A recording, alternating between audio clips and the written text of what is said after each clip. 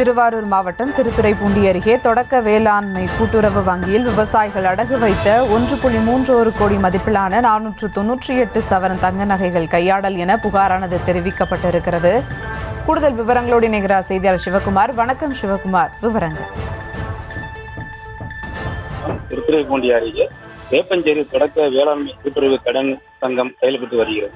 இந்த கடன் சங்கத்தில் வேப்பஞ்சேரி மட்டுமின்றி ஒவ்வொரு பகுதி விவசாயிகளுக்கும் கூட்டுறவு கடன், பயிர் கடன், நகை கடன் பெற்றுள்ளனர்.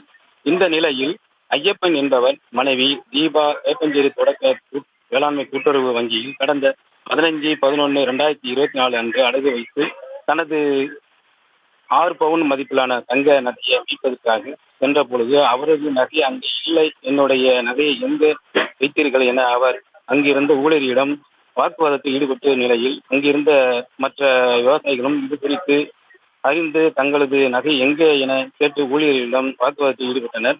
கூட்டுறவுத்துறை பதிவாளர் தகவல் தெரிவிக்கப்பட்டது.